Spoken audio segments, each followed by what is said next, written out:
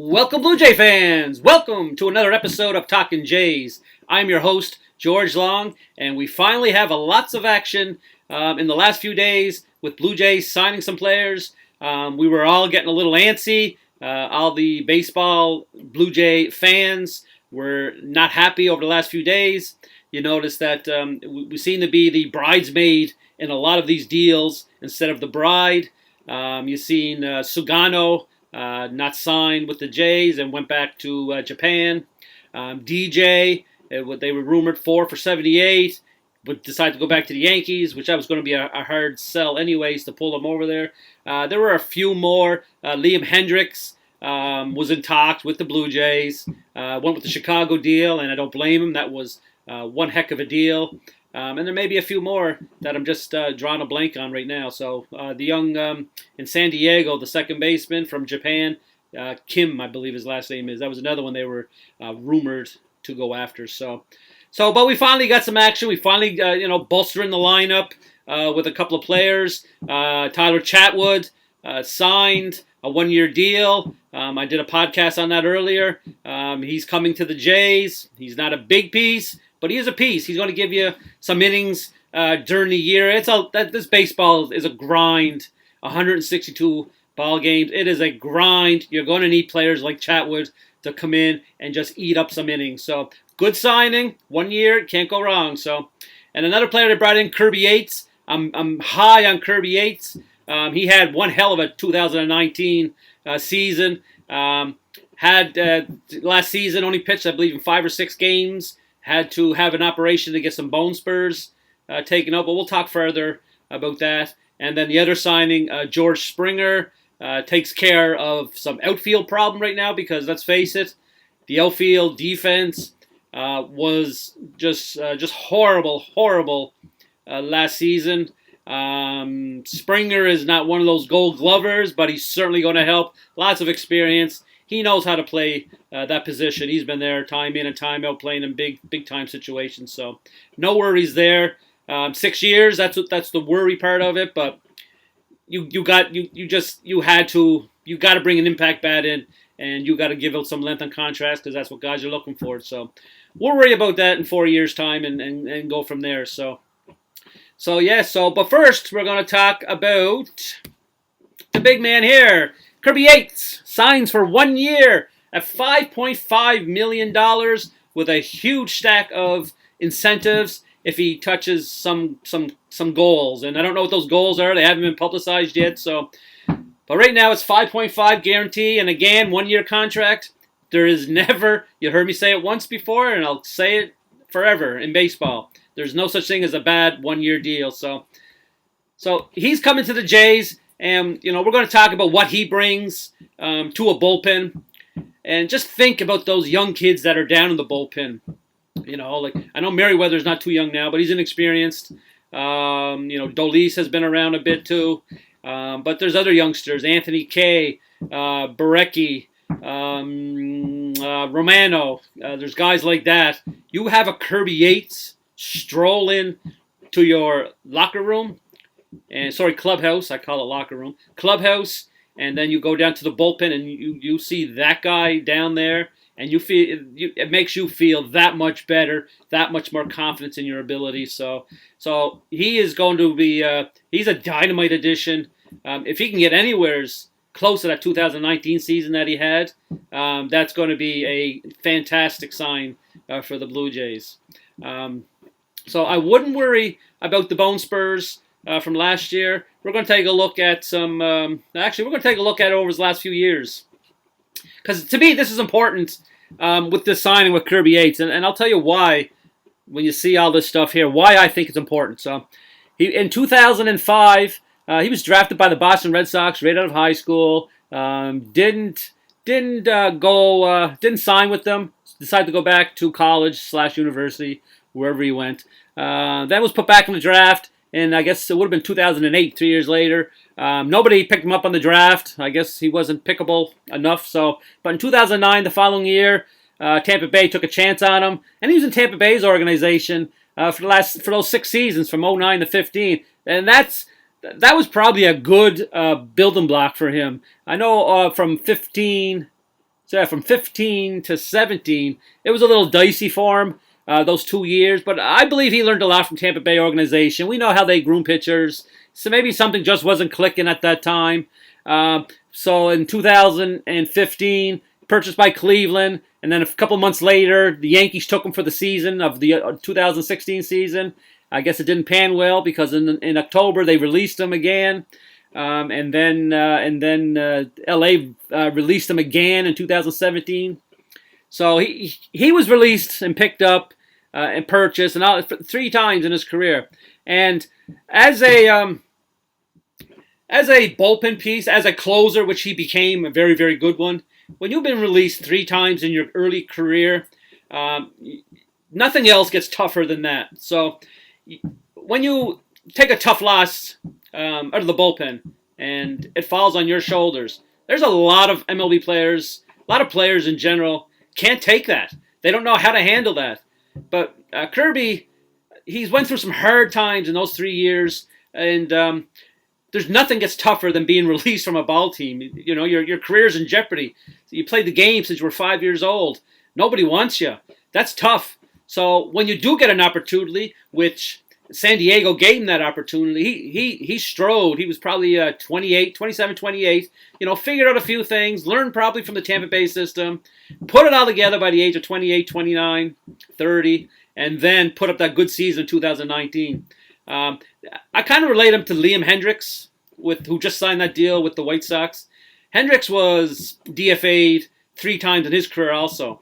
And I remember him with the Jays, and he always had a good, lively fastball. Always had the antics on the mound. I liked just a pump fist, things like that. Really got energized, but it didn't pan out. Then Oakland, finally it panned, and he figured some things out. Because again, you've got to have a short memory when you're a major league pitcher in the bullpen.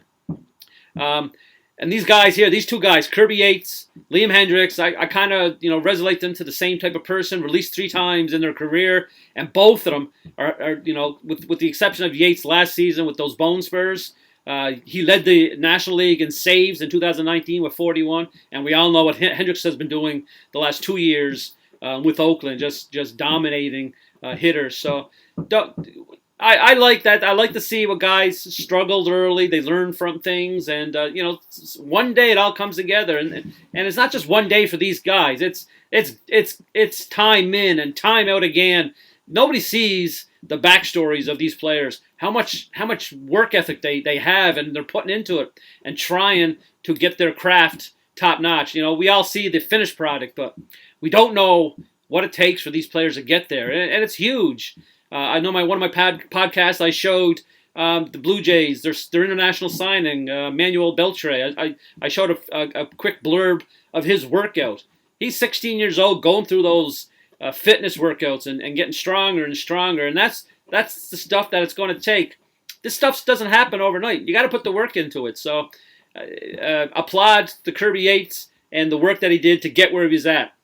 Let's take a look at some of his numbers. We saw that where he all started out, stuff like that. So he's going into his 34-year age season right now. So it's a little tough for 34, but again, once you get older, it's harder to heal from those injuries. I know. So, but we'll take a look. We'll focus on 2017, 2019. That's just 3 last seasons. We're going to take 220 out. You only got in 6 games, so let's look at those 3 seasons. ERA-wise, 2017, that's when he first joined San Diego. He's starting to figure it out. He wasn't their closer, I don't believe, at that time, but you can see his ERA's under 4. Very good.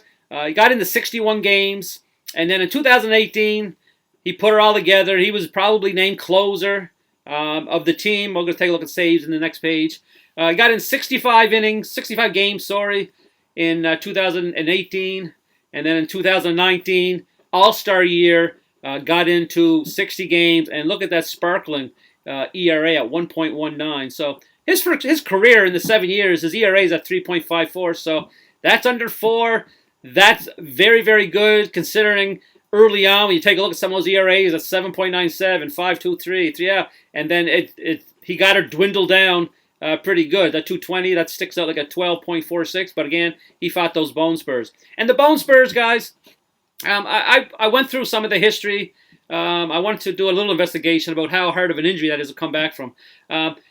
It goes back. Bartolo Colon had that similar surgery, bone spurs removal, in 2008. We all know what he did 10 years after that. Tanaka with the Yankees had it in 2015. He came back the following year in 2016 and was top 10 in the Cy Young votes. So you can bounce back. Just recently, the most recent was 2017. Homer Bailey with Cincinnati moved on to Kansas City. He's still pitching. Not pitching effectively, but I think that was just a case of him not being an effective pitcher. I even looked before that, and years before that, he's not a very effective pitcher. But again, he's came back after that pitch, so you can come back and pitch from this operation. It's not as serious as I wanted to take a look and feel that out. So if we take a look again, 2017, 2019, take a look at his WHIP. 2017, he's at 1.09, excellent. Take a look at 2018, 0.92, that's under 1. And again, 2019, he's under 1. So great WHIPs. And again, remember, WHIPs are your walks plus your hits divided by innings pitched. So take a look at his hits per 9, 5.9, 6 per 9. But take a look at those strikeouts from 17 to 19. And this is where this man is a horse. 14 Ks per 9. In 17, 12.9 in 18, and a whopping, in 60 innings, 15 strikeouts per 9 innings. His career is at 12.8. So, again, this guy can pitch with the best of him. So, and we're going to take a look. Saves, 2018, that's when he started saving some ball games. He was in 63 innings, picked up 12 saves. But take a look at 2019.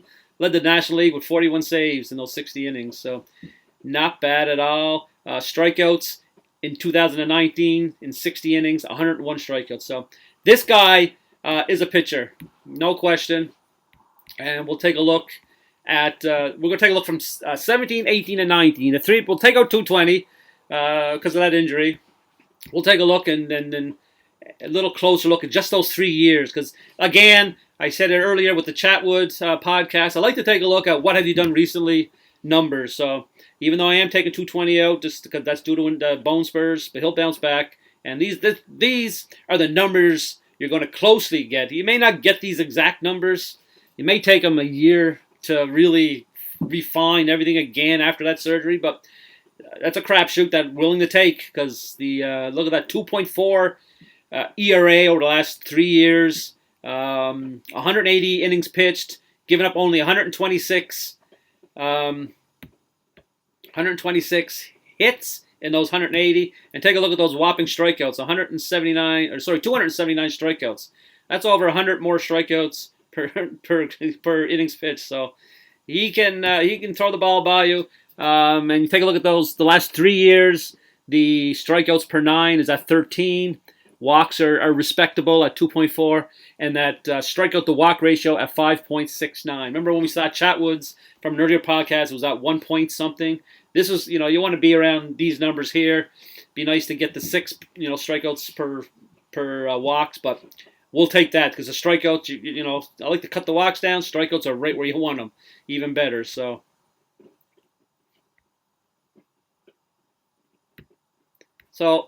that's what you're going to get from Kirby Yates. I know a lot of us haven't seen him. He's pitched in San Diego the last, number of years, 3-4 years. Not a lot of us see those ball games. You just hear the name Kirby Yates. You probably see highlights, big stocky man. And led the National League in saves in 2019. That's only 2 seasons ago, folks. So this is a great sign, I think, for the Blue Jays. Whether he's going to close or set up, be determined. I think from game 1, he's going to have the starter's role. Then it'll be his to lose if he doesn't have great success out of the cage. So we're going to see that this year, and we're going to take a look at something else too. I want to take a look at the little closer stats. What we did with Chatwood. If you take a look at his pitches in 2017, when he pitched out of the bullpen, wasn't a closer. Same with 2018, he started closing a bit more. So if you can see in 2017, he's thrown 4 different pitches. You know how I feel about guys coming in the bullpen, throwing 4 different pitches.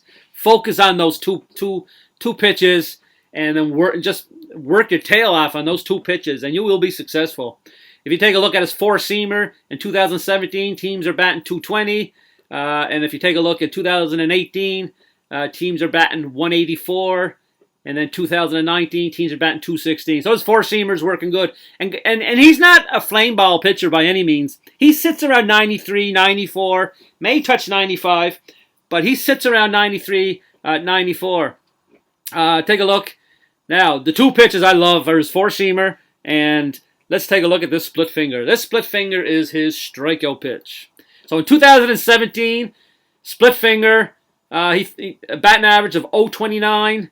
In 2019, the splitter was being hit, 164 batting average, and then 444 and 220. I would again take that 220 out. That's you throw junk and you got bone spurs in your elbow. It's not going to be. You're not going to be very successful at all. So that's basically what I'm chalking that up to. So, and I've watched some video of him over the last couple of days, and like I said, his splitter is nasty. Guys are looking horrible on it. I've seen it being bounced 5 feet in front of the plate and guys swinging at it. So it comes right out of the same arm slot as that fastball, and it just dives down to it just comes down like a peg you're hammering with a hammer, just down to the dirt. It's going to give Danny Jansen a big time workout this year, blocking those balls. His slider in 2017, take a look at it. Teams batting 297. And in 2018, teams batting 429 at that slider. Yes, get rid of the slider. And you can see it in 2019 when he had his all-star year of a closer. He only threw that slider 9 times. That's it, 9 times that year. I think somebody got into his ear and said, get rid of that slider. Not that he threw it a whole lot, but in 17 he threw it a lot. That was the second most thrown pitch with 257 pitches. And then in 2018, threw that slider only 54 times. So it was starting to come down. I guess when you saw it getting nailed in 2017 for 297, you'll start taking that out of your repertoire, and you'll see the slider, threw it in 2019 9 times, and slide over to the batting average. Players are batting 1,000 off it. So you can see in 220 he wasn't throwing a slider, but that's probably because of that elbow anyways. But Mr. Yates, if you want some advice from a guy who hasn't pitched ever in any type of level, get rid of your slider, and hopefully you focus your tail off on that 4-seamer and focus your tail off on that split finger, and that is the 2 pitches that you have working for you, and just go with that. And I believe he has been doing that mostly 2019. If you take a look in 2019, the pitches thrown, he eliminated the sinker. He didn't throw it at all in 2019 is what I'm saying. Yeah, no sinkers in 2019. So he eliminated the stinker already, as I would like to call it. Threw only that slider 9 times. So 2019, that was his main focus. Fastball, split finger, and he threw it 1,000 times. He threw it 1,000 times out of 1,010. So it sounds like that's what he's going with. He'll go with that with the Blue Jays, obviously. You go with what works. 2019 was a monster year for him, so... And you can see in 220 when he broke in, he only threw the 4-seamer and the splitters. So just things weren't working. Even the fastball was getting hit 273, 444. So again, focus on those 2 pitches. And I think we're in for a dynamite season from Kirby Yates. I think he'll muster up a lot of saves. I think that's where he's going to be. And, if Chatwood can be anywhere where he was in 2019, when he was pitching the bullpen with a 3-point so-so ERA, and then if Kirby Yates can return to 2019 with that monster 41 save season, we got 2 good guys that are going to be that are going to help us in the bullpen. Kirby Yates to me is an A acquisition, and then Chatwood probably a C+. So again, arms help, and these guys aren't going to hurt. Unless Chatwood builds his watts back up, and then it'll hurt. So, anyways, guys, thanks for joining in. I'm going to shut down and set up for the next podcast, and we're going to talk about George Springer. Thank you, guys.